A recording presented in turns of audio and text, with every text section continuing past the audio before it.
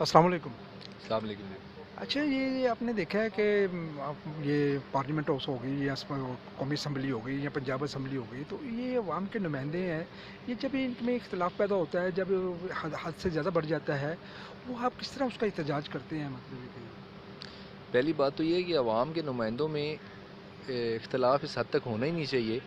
کہ اسمبلی کے اندر اتنی طوفانی بدتمیزی ہو کہ ایک غلط میسج آئے،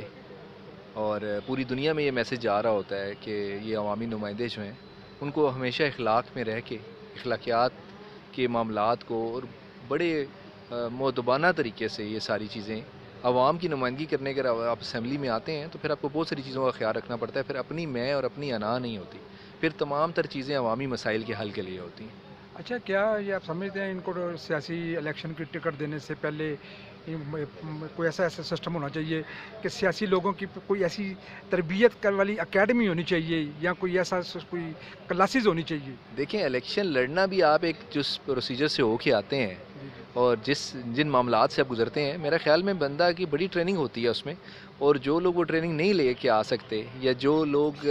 میں سمجھتا ہوں کہ عوام کی حق تلفی کر کے آتے ہیں، ان کی یہ ایک سوچ ہوتی ہے کہ وہ اسمبلی میں جو مرضی کر لیں اور اس کو مچھلی منڈی بنا دیں یا اس کو ایک عام تھڑے والی سیاست نہیں ہونی پیسہ چاہیے۔ ہے تو ہاں ٹکٹ لے لیتے ہیں، آ ہاں جی، جاتے ہیں۔ دیکھیں جی ٹکٹ جی میں پیسے کا بھی اور خاندانوں کا بھی اور بڑے بڑے گھروں کا بڑا جی رول ہوتا ہے، بالکل ایسے ہی وہ ابھی تک اس طرح ختم نہیں ہو سکا۔ حالانکہ پرائم منسٹر صاحب کا جو ویژن ہے اور جو پاکستان تحریک انصاف ہماری پارٹی کی سوچ تھی، ہم ٹوٹلی ماروثی سیاست کے خلاف ہیں۔ ماروثی سیاست یا خاندانی سیاست صرف ان لوگوں کو کرنی چاہیے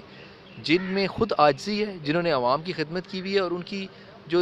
اگلی نسل ہے یا جو گھروں کے ان کے نئے لوگ آنا چاہ رہے ہیں، ان میں وہ چیزیں ہونی چاہیے، وہ لچک ہونی چاہیے، عوامی خدمت کا جذبہ ہونا چاہیے، اور اصل میں عوامی خادم سمجھ کے وہ لوگ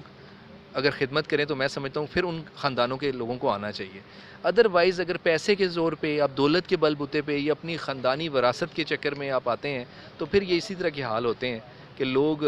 عوام کی قدر نہیں کرتے، عوام کی نمائندہ جن لوگوں نے ان کو ووٹ دی ہیں ان کی وہ اس طرح قدر نہیں کرتے۔ اچھا لگے گا کہ آپ اپنی زبانی اپنا تعارف کروا دیں، اچھا لگے گا؟ آپ کو تو پتہ ہے ہمیشہ آپ سے ایک اچھا تعلق رہا ہے، میں پنڈی سے ایم پی ہوں اور پارلیمانی سیکرٹری پنجاب بھی ہوں، اور میرا خیال ہے عوام کی